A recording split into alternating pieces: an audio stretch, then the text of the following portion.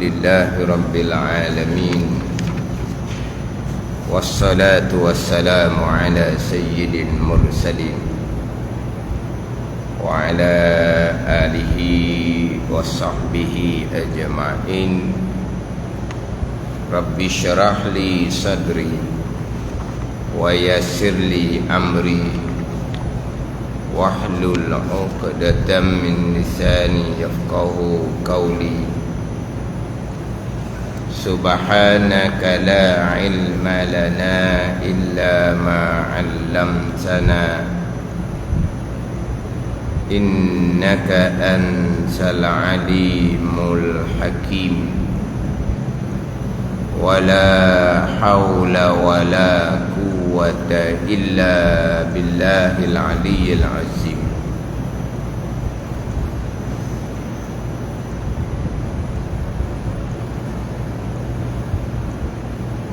Kitab Fathul Mu'in, muka surat 109, petok yang kedua daripada atas.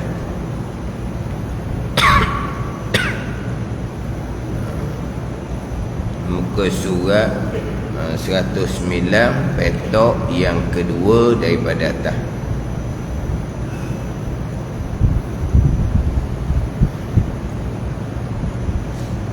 Qala al-muallifu rahimahullahu ta'ala wa nafa'ana bi'ulumihi amin.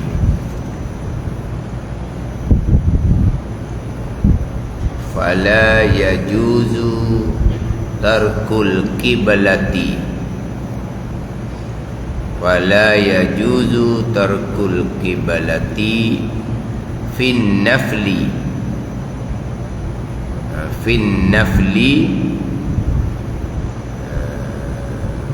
la li'abikin fin nafli li'abikin wa musafirin alaihi dainun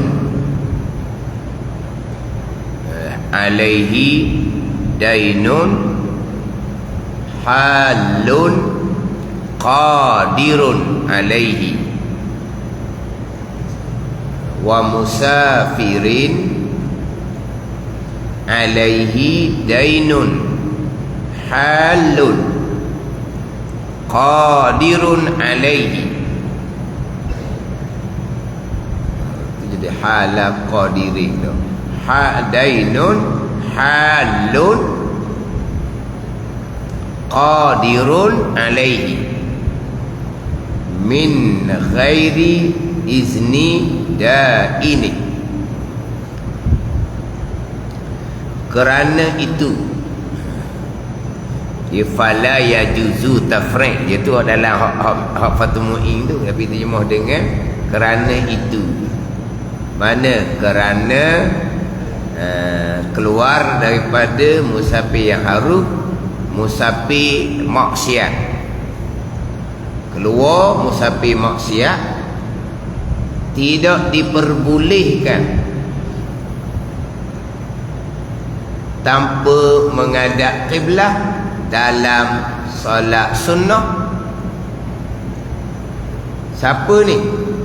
Li'abikin, bagi seseorang yang kabur. Li'abikin, bagi seseorang yang kabur, bagi seseorang hamba yang lari daripada tuan dia. Li'abikin, bagi seorang hamba yang lari daripada tuan dia. Yang mana hamba lari daripada tuan tu maksiat, derhaka tu. Jadi hamba yang lari daripada maksiat, maka musafirnya musafir maksiat, maka semai sunat atas kenderaan tidak diharuskan. Jamak kasar musafir pun tidak diharuskan. Gitulah. Tapi kita ni bukan bicara jamak kasar, kita bicara semayang sunat atas kenderaan. Walaupun musafir itu musafir yang dekat sekalipun. Adapun musafir rusak kemudahan jamak dan kasar, itu musafir yang panjang, 2 marhalah.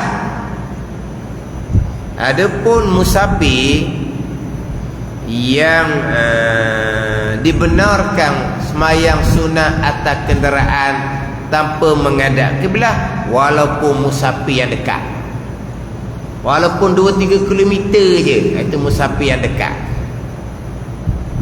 Musafir yang dekat ni juga yang menggugurkan kewajipan Jumaat. Dia musafir yang menggugurkan kewajipan Jumaat, walaupun musafir dia dekat. Dia duduk Terengganu, anak dia duduk di Dungung. Dungung tak sampai lagi 2 marhalah, dia kena paka gitulah. Dungung betul tak apa lagi. Ada ni. Mana bukan gedung lah. Dia duduk rumah anak dia di Marang. Contohnya. Dia Marang tu dia musafir. Maka dia tak wajib Jumaat. Itu musafir dekat. Tak. Bab musafir panjang tu untuk jamak dan kasar. Musafir yang dibenarkan solat sunat atas kenderaan tanpa menghadap kiblat bukan syarat musafir panjang, musafir pendek pun boleh dah. Sama juga musafir yang menggugurkan fardu ain sama Jumaat bukan syarat musafir yang panjang. Bukan syarat musafir yang panjang. Jadi ini berkait dengan sunat atas kenderaan. Jadi kalau hamba ni lari daripada tuan dia, itu perjalanan yang maksiat. Itu perjalanan yang maksiat. Maka perjalanan dia itu tidak diharuskan semayang sunat atas kenderaan tanpa menghadap kiblat. Dan kalau musafir dia panjang 2 marhalah, hamba yang lari daripada tuan dia ni pun tak boleh jamak, tak boleh qasar. Orang pemergian, dia dalam Fathul Mu'in ni terjemah ni kalau wow dia tak terjemah pun dengan ngedang, dia koma je. Wa musafirin, dan orang yang bepergian, orang yang musafir masih menanggung hutang tanpa seizin si piutang, padahal sudah mampu membayarnya. Dia terjemah gitu. Wa musafirin, dan orang yang musafir, ini pun tidak diharuskan juga meninggalkan menghadap kiblat ketika sembahyang sunat atas kenderaan. Bagi orang yang musafir, alaihi atau khabar muqaddam tu, alaihi atasnya atas musafir dainun, hutang, halun yang sampai masa. Halun yang sampai masa, bukan hutang yang bertangguh. Yang halun yang sampai masa. Qadirun alaihi, yang kuasa atasnya membayar hutang. Min ghairi izni, dan ini musafir dia tu daripada ketiadaan izin tuan hutang dia. Kalau ikut pada terjemahan pada Fathul Mu'in dah,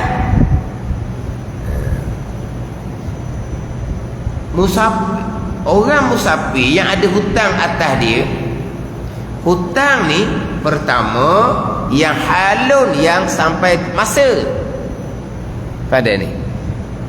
Kalau berhutang, ramai orang yang berhutang. Ramai orang berhutang, rumah berhutang, kereta berhutang. Rumah berhutang, kereta berhutang. Itu hutang yang ada tangguh.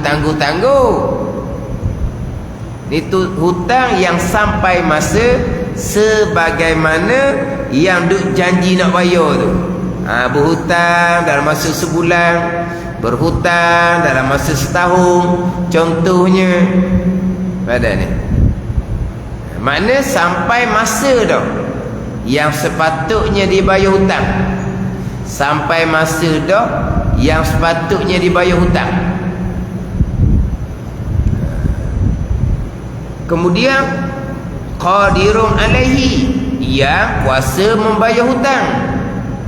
Yang kuasa membayar hutang. Ada ni. Yang kuasa bayar hutang, dia bukan orang yang dalam keadaan muksir. Orang yang dalam keadaan kesempitan, tu lain. Dia bukan sengaja tak mau bayar, tapi dia tidak ada kemampuan untuk membayar. Dia tidak ada kemampuan untuk membayar. Dia bukan sengaja tak mau bayar. Tu dia tidak melakukan kezaliman.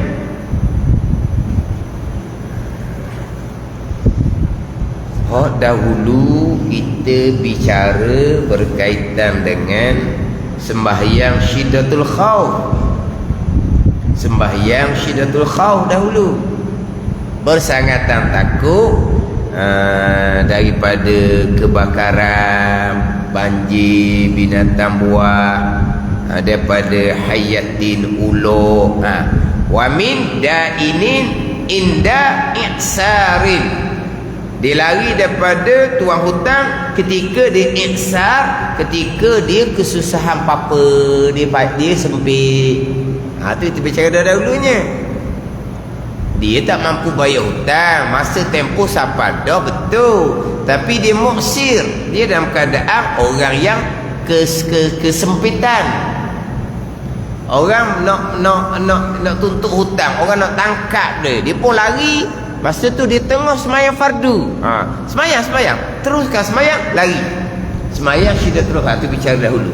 Kemudian masa bicara hutang tu, saya sudah sentuh dah.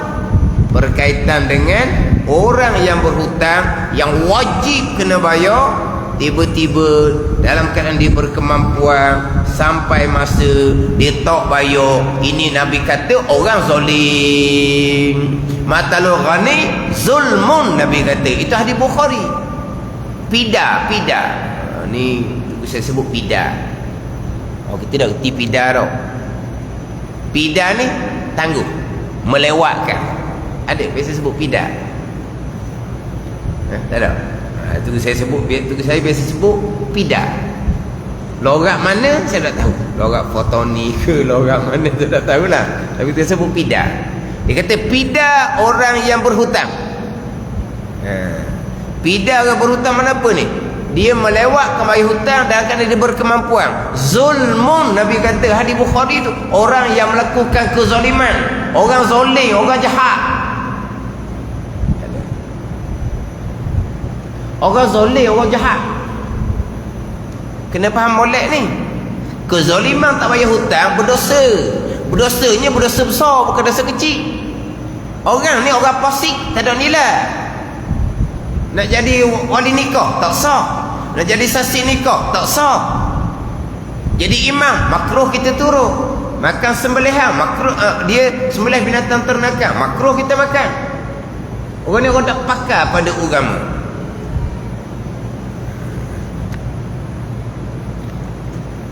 Kan dulu saya ada sebut kan, tak ada ke peraturan yang boleh tangkap orang yang tapi takut hutang tak ada bertulis ke apa. Kalau ada bertulis mungkin tak boleh lapor pada polis ke macam mana.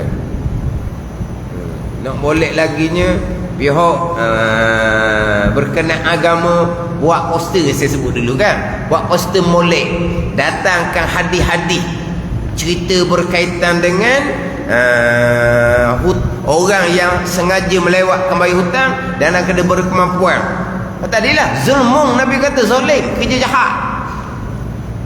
Lepas tu ceritalah hadis-hadis yang lain. Orang yang mati syahid macam mana, dia ampun sekalian dosa dia, melainkan dosa dia tidak bayar hutang dalam keadaan dia berkemampuan. Mati syahid ni, syahid ma'rakah ni, bukan mati syahid akhirat. Mati syahid akhirat kan mati beranak, mati kemalangan, mati wabak, penyakit macam COVID itu syahid akhirat. Ni syahid ma'rakah ni. Syahid ma'rakah ni kena faham. lepas daripada persoalan barzah. Dia dua golongan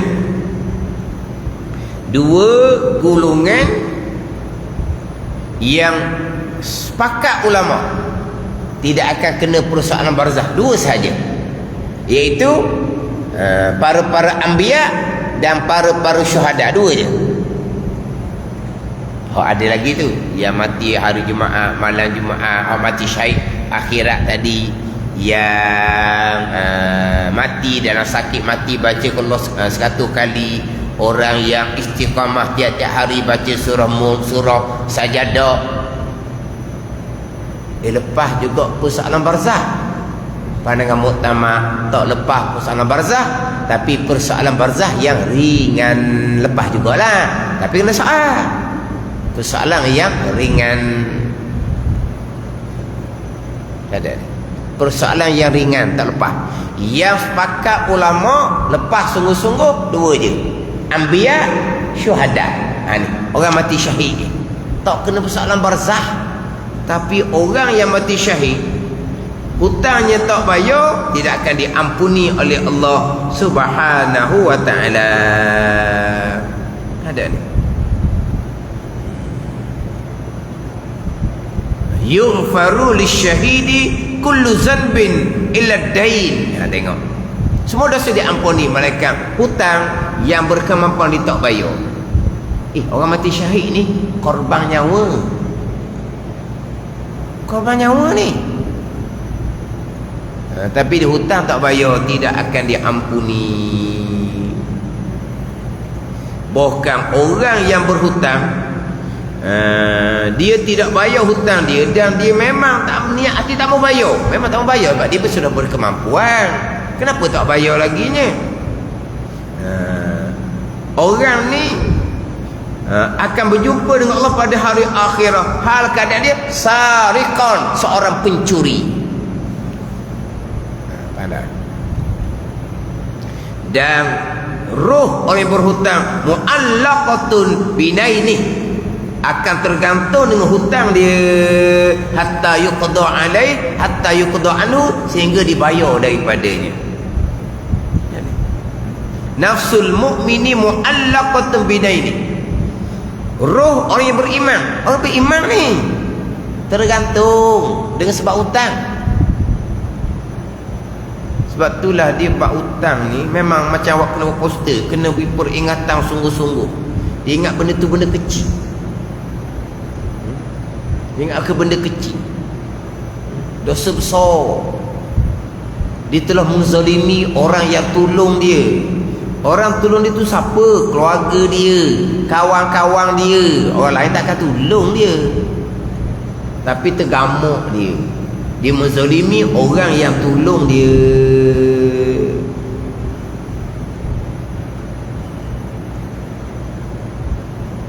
Nak musafir dia ni, ni dia kena minta izin. Tuan hutang ada hak nak menyekat dia daripada musafir, ada hak untuk menyekat dia, hak nak musafir. Hutang yang muajjalah lah, hutang yang sampai masa, dia boleh sekat. Kalau dia musafir juga tanpa izin tuan hutang, musafir dia maksiat, tak boleh semai sunat atas kenderaan. Kalau musafir dia panjang, tak boleh jamak, tak boleh qasar, walaupun musafir dengan Mekah sekalipun. Macam mana?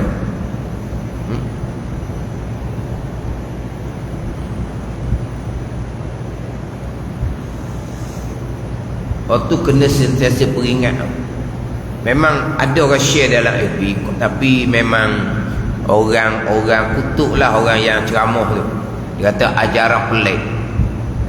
Apa kena-kena semayang kosa dengan hutang? Dia kata semayang bak lain, hutang tak payah bak lain. Oh tu kau komen tu, oh tu kau komen netizen ni aling sungguhlah. Sampai pekat dia kata merapu ustaz tu. Merapu, mengelirukan. Jamak qasar ni Allah izinkan. Kenapa pula tak boleh? Jamak qasar ni rusah kemudahan. Kemudahan syarat takkan beri pada orang soling. Orang musafir maksiat.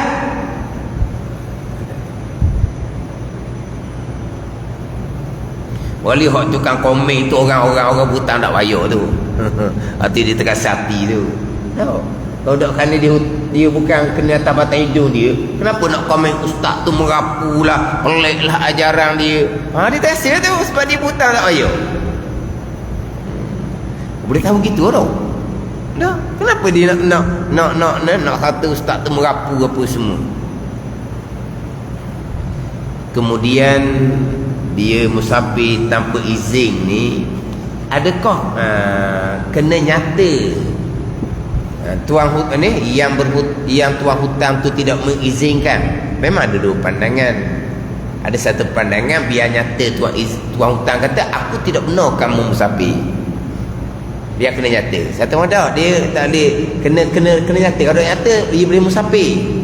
Tapi benda khilafiah seumpama ni, kita nak tekan pada pemilik hutang, kita takkan cerita pandangan satu lagi tu, jangan cerita pun habis lah.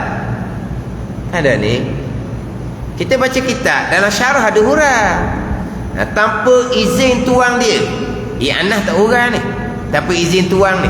Tanpa izin tuang ni ada dua pandangan. Tapi izin ni biar soreh daripada mulut tuan.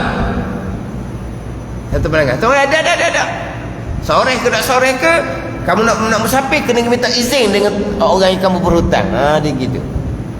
Tapi orang pandang kata kena jelas soreh tuan hutang menyekat.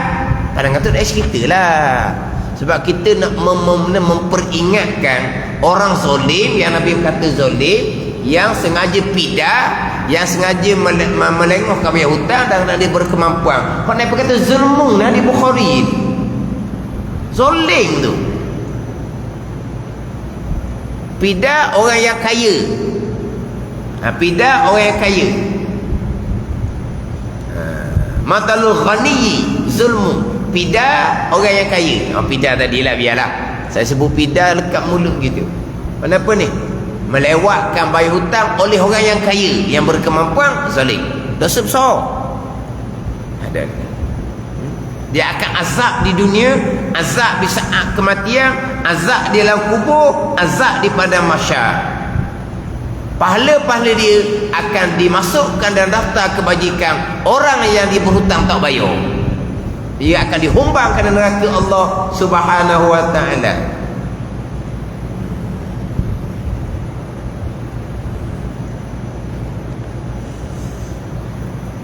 Sampai ke ada riwayat mati syahid dihidupkan kembali, kemudian mati syahid dihidupkan kembali, tidak akan dapat masuk syurga melainkan dia mesti melunaskan hutang dia terlebih dahulu.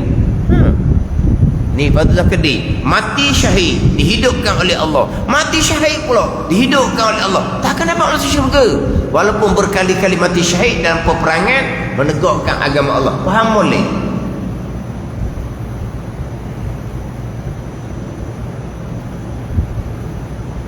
Dia orang berhutang ni kehidupan dia macam mana? Tak, kehidupan tak akan jadi tak. Kita akan rasa macam terikat. Ni orang hak sebenar, orang hak betul nak bayar, tapi dia kesempitan. Tapi hati dia macam mana? Hati dia akan rasa macam Allah, dia akan kerja lebih daripada orang lain, dia akan kerja lebih daripada orang lain. Sebab apa? Dia nak cari pendapatan lebih, nak bayar hutang. Begitu ni orang jujur, orang sebenar. Ni orang yang berkemampuan, dia musafir luar negara, bawa keluarga bermewah-mewah, masuk di FB pula, boleh dia hutang tak bayar. Manusia jenis apa gini? Nak melancung, cuti sekolah bawa anak pergi KL, dah hutang orang bayar tak lagi? Pak sampai masa tu lah, bayar hutang orang dulu. Anak lama dah pergi KL, anak dah anak apa? Hutang orang tu kewajipan. Pergi KL pula, ambil gambar pula, masuk dalam WhatsApp kampung. Dalam kampung tu ada dia hutang tak bayar. Manusia jenis apa lah, tak ada hati perut orang pagi. Kadang-kadang ahli masjid pun ada juga perangai gini. Maksudnya dia jadi masalah. Ahli masjid ada juga. Yang akhirnya yang malu nak bertembung bukan dia, tuan hutang malu nak bertembung. Dia sengih gitu je. Jadi bukan dia yang malu, tuan hutang yang malu. Jadi pelik pula jadinya. Dia mani-mani je. Ini nak pergi mana sebenarnya? Nak masalah kubur dan hutang tak bayar. Mana orang yang berhutang sampai masa ni, kehidupan dia sesederhana mungkin. Keluarga hanya qada wajib-wajib je, qada wajib je. Jangan nak bayar-bayar. Sebab apa? Macam cermak sangat ni, nak bayar hutang. Biar duk gitu. Nak bayar hutang. Anak-anak lebih-lebih sabar dulu. Terikat lagi hutang dengan orang ni. Mana kalau ayah mati nanti, kena jual harta yang ada tu, bayar hutang. Harta yang ada tu, tanah hak rumah dia je. Tanah hak tapak rumah je, kena jual. Lepas tu kami anak warak duduk mana? Sewalah mana-mana pun. Gitu je lah. Patang getu, pandai ni. Siapa tangga tu? Kalau ayah dia mati, hutang tergantung. Harta hanya ada tanah dan rumah. Apa? Sekangkang apa? Sekakang ke apa? Yelah, makna kalau kita kata kau tanah tapak rumah je. Tanah tapak rumah ni apa? 500 meter ke gitulah. Agak lebih kurang lah. 500 kaki ke apa? Gitu lah. Tanah tapak rumah je. Itu harta arwah. Bila dia mati, dia kena jual tanah dengan rumah tu untuk bayar hutang. Ada ni. Bukan pusaka anak bini kan? Bukan pusaka anak bini. Bukan pusaka anak bini. Maknanya anak bini yang tahu tu wajib kena selesaikan hutang. Kalau tak mau baik, tak mau jual tanah dengan rumah tu, kena cari duit lain. Ataupun apa tu? Oh tu kan AKPK apa gitu. AKPK, penyelarasan hutang. Kena jumpa balik dengan pemutang. Arwah tak ada tinggal duit cash, yang adanya tanah dengan rumah. Jadi kita minta supaya hutang tu kita buat penyelarasan semula. Kalau tuan hutang kata tak apa, kata orang kata dok nak cash sekarang, ayo tanah rumah, duduk mana-mana pun, sewa lah mana-mana pun. Sebab tu orang yang sedang berhutang, dia hidup dalam keadaan usaha seusahanya untuk selesai hutang orang. Hidup yang sangat-sangat sederhana. Tiba-tiba hidup bermewah-mewah. Senang lena, hutang tak bayar. Pergi umrah sunat. Allah lah kata manusia ni. Pergi umrah sunat, hutang tak bayar. Sekejap-sekejap jamu anak yatim makan, jamu budak madrasah tahfiz makan, ambil gambar tunjuk dalam WhatsApp, hutang orang tak bayar. Ini manusia apa gini sebenarnya? Manusia apa?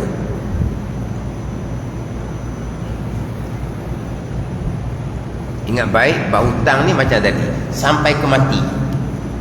Tanggungan tu diuruskan oleh orang yang warasah dia lah. Anak dia, bini dia kena uruskan, wajib. Tapi bukan bayar dengan duit anak bini, bukan milik si mati. Hak tadi penyelesaian tadi, sebab kita tak boleh jual tanah dengan rumah, maka nilai hutang tu kita nak tanggung lah, sebab kita nak ambil tanah dan rumah. Sebenarnya hutang ni bukan anak yang wajib bayar, bukan bini yang wajib bayar, tapi anak bini kena jual tanah dan rumah untuk bayar hutang arwah yang sudah mati tu. Tapi kalau tak mau jual, bincang balik dengan tuan hutang, maknanya nilai yang tu kita tanggung. Sebab tanah tak mau jual, rumah tak mau jual, baru nak duduk, maka kena ambil tanggungan hutang tu. Sepatutnya anak bini tak ambil tanggungan hutang, dia hanya jual harta milik arwah saja. Tapi kalau jual tanah dengan rumah, nak duduk mana? Maka dia kena ambil tanggungan lah atas hutang tu. Yang sebenarnya hutang tu bukan tanggungan anak, bukan tanggungan bini.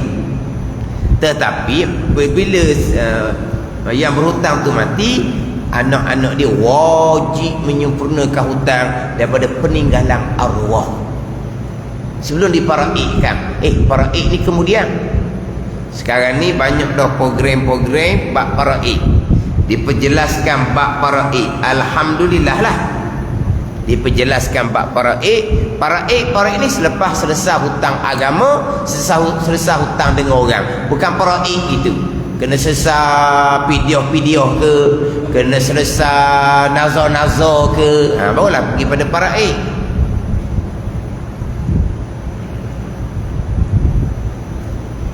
Jangan boleh dah kita ni musafir.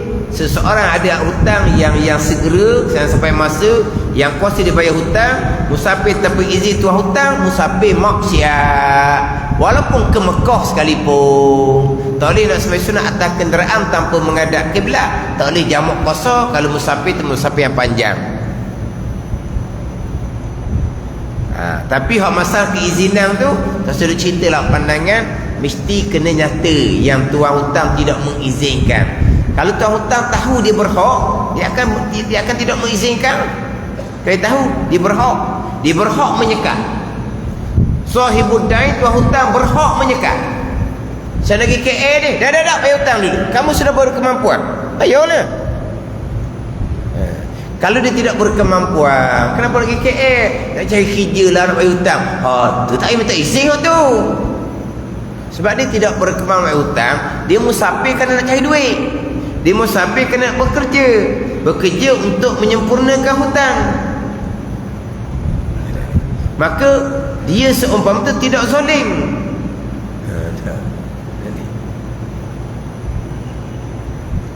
Tak zalim sebab dia bukan sengaja bayar hutang.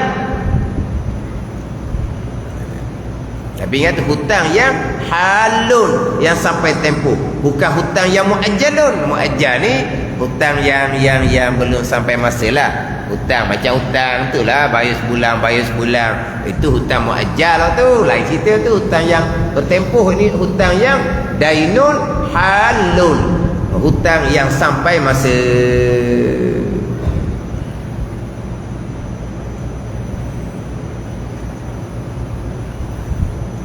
Nak musafir ni, nak ziarah mak ayah, tak boleh.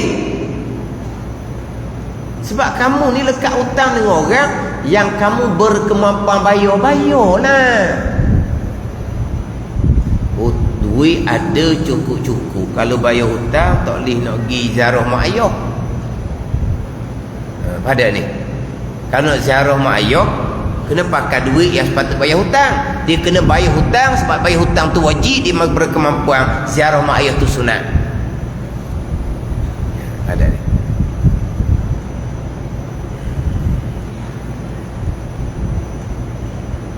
Dia hanya boleh musafir yang tadilah macam nak cari kerja, contohnya cari kerja tu musafir dia. Sebab di kampung dah bila nak bayar hutang ni pendapatan sikit pada habis gitu je. Hidup dia sederhana sangat dah, tak ada mewah-mewah dah. Tapi nak harap kerja kampung ni, lah pak mana dah kita janji sebulan hutang, 2 bulan. Ini hak betul ni. Hak betul ni dia sangat-sangat ambil berat. Kalau hak janji sebulan, sampai sebulan dah, tu bohong awal-awal tu sebenarnya. Dia kata je sebulan, lepas sebulan, lepas sebulan. Akhirnya orang yang tuan hutang malah dah nak tanya sebulan semua. Itu memang penipu tu. Itu memang penipu. Orang gitu dia nak hidup bermewah, hutang sekeliling pinggang. Orang gini hidup dia akan azab atas dunia, azab dekat nak mati, atas dunia pun azab. Orang seumpama ada orang gitu, dia berbelanja di luar kemampuan dia, akhirnya dia berhutang. Ini manusia ni, dia suka bermewah. Apa? Tidak ukur baju di badan begitu lah. Faham dah. Kita orang dah sekolah dah erti berpatan ni. Dia nak ikut orang mewah, dia nak mewah. Atau berhutang. Orang berkahwin bermewah, dia berkahwin nak mewah juga. Lepas tu berhutang lah. Ada seumpama tu, berkahwin besar-besaran, ada duit kedok, berhutang. Lepas tu bayar kedok, mulalah sakuk situ apa, gali lubang tutup lubang tu, gali lubang tutup lubang apa tak lagu, bukan dia lagu. Kenapa gali lubang tutup lubang? Mana ni gali lubang tutup lubang? Dia nak bayar hutang orang ni, dia pergi lembek tekok hutang kawan tu pula. Bayar hutang orang ni. Lepas tu sampai masa waktu dia hutang orang lain pula. Tu gali lubang tutup lubang. Hidup macam mana gitu? Tapi orang yang betul-betul azam pula, dia azam sungguh nak bayar hutang, insya-Allah Allah akan peluahkan. Tapi kalau orang yang memang dia cakap daripada awal tu dia pembohong dah, hidup dia akan sempit sampai bila-bila. Ada orang yang dia sebenarnya orang yang berkemampuan sengaja bayar hutang, orang ni daripada awal ni dia tak jujur dah, dia bohong dah. Sebenarnya gitu. Dia kira boleh ke dia malah bayar. Dia gitu. Tapi orang yang jujur benar lain. Dia duduk mikir je, buat kerja lebih masa, belanja memang sekodor-sekodor je. Ni orang yang jujur. Orang yang dia benda ni, dia memang tak bayar hutang ni, orang awal-awal cakap bohong dah. Janji dia mungkir semua. Esok bohong je, lusa bohong je. Dia janji dia akan mungkir. Berapa kali nak dosa besar? Bayar hutang dosa besar dah, cakap bohong dosa besar, mungkir janji dosa besar. Musafir pula tapi izin tuan hutang, berdosa pula dah musafir dia. Hidup apa gitu? Tapi kalau cakap dengan orang-orang yang berkait dengan orang bisnes, orang apa, yang tak payah hutang tu, dia kata hidup mewah-mewah, pakak datuk-datuk pergi, dia kata. Itulah jenis kontrak besar-besar, subkon lah panggil dah. Dia kontrak besar, untung besar, hidup mewah, pangkat datuk, duk main masjid, pergi umrah sunat, puasa bulan Ramadan di Mekah, tapi subkon dia tak bayar. Ni masa ni. Manusia gila orang panggil. Manusia gila ni. Pakat besar, hidup kaya, hidup mewah, rumah istana. Tapi hak ni kat kelik-kelik tunggu.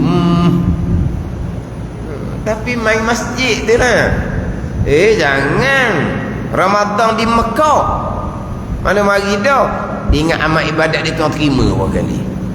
Buat zoling seumpama tu. Zoling pada zoling. Nabi kata zulmun, zoling. Kerja zoling. Dah lah orang gini, dia hati dia rasa macam mana? Hati dia rasa macam mana? Orang jujur ni duk mikir sentiasa nak cari jalan, berdoa pada Allah Ta'ala, insya-Allah Allah akan permudahkan kehidupan dia, urusan kehidupan untuk menyelesaikan hutang. Allah akan permudahkan insya-Allah. Dan orang seumpama ni kadang-kadang yang beri hutang pun tak apalah, inilah saya halalkanlah, sebab dia nampak dah orang ni jujur, betul-betul sesungguh, dia bayar kodok-kodok dia mampu. Akhirnya orang yang berhutang tu dia orang berkemampuan, orang yang kaya, akhirnya dengan rela hati dia halalkan.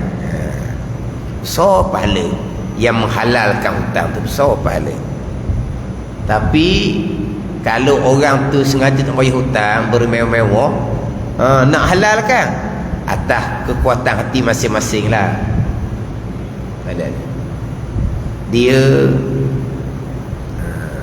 orang yang berhutang, yang kesempitan, tuan hutang wajib menanti, haram mendesau. Pada ni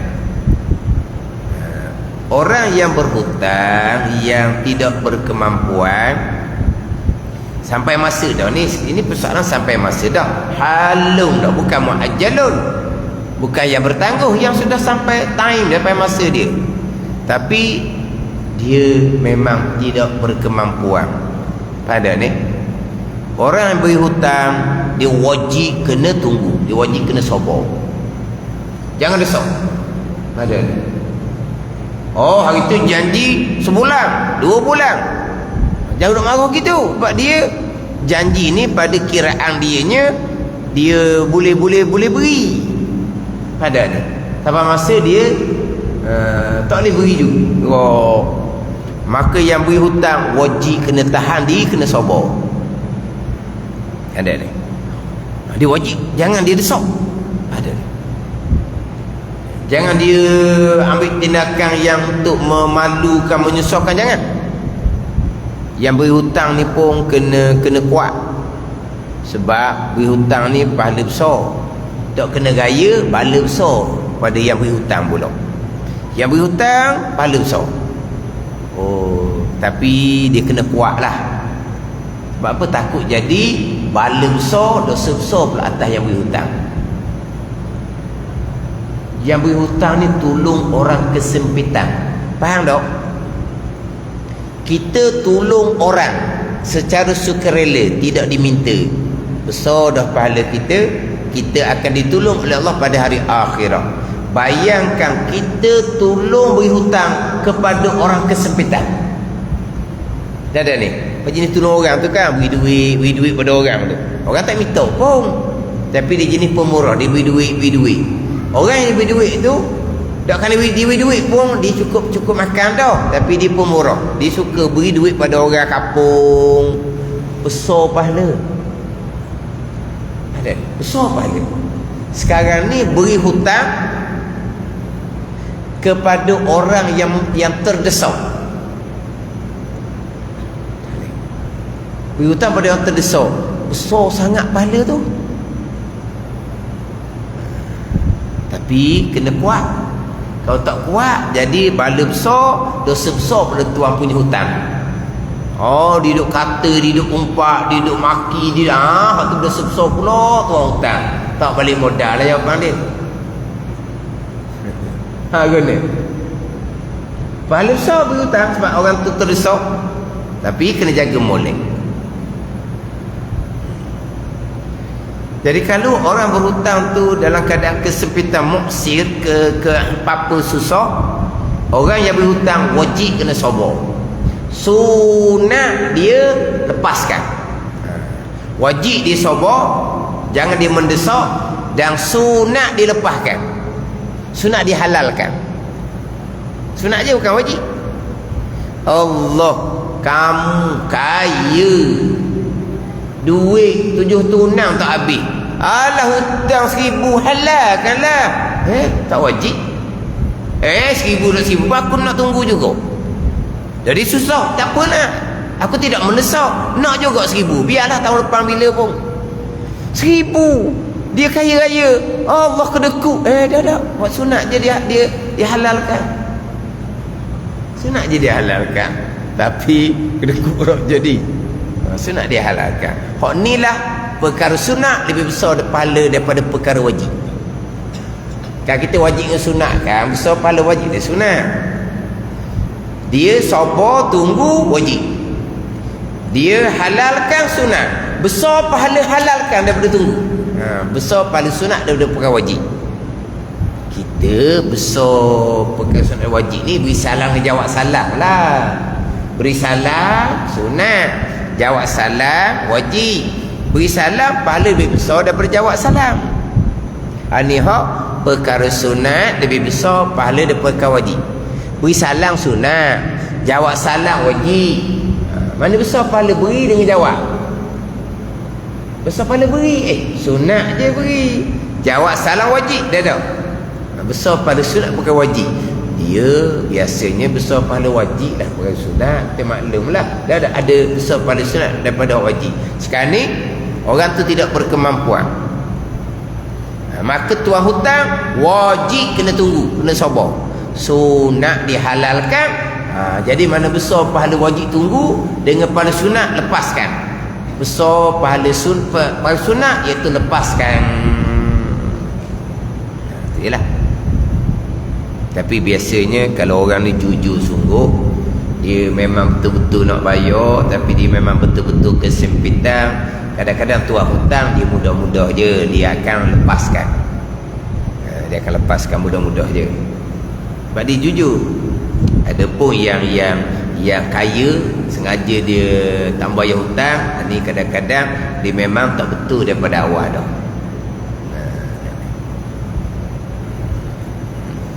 Musafir dia musafir maksiat. Kalau musafir tanpa izin tuan hutang, walaupun tidak nyata tuan hutang tak berizin, dia gitulah, walaupun ada dua pandangan di situ. Jadi namanya sunat atas kenderaan tidak boleh, sebab dia musafir maksiat.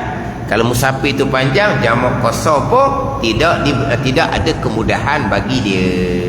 Bagi orang yang berhutang, yang sampai masa yang berkemampuan bayar hutang tapi tidak bayar hutang, musafir tanpa izin tuan hutang. Itu contoh musafir maksiat yang tidak diharuskan meninggalkan menghadap kiblat ketika sembahyang sunat atas kenderaan. Wa yajibu ala mashin itmamu ruku'in wa sujudin. Ada cerita pula macam mana sembahyang sunat atas kenderaan ni.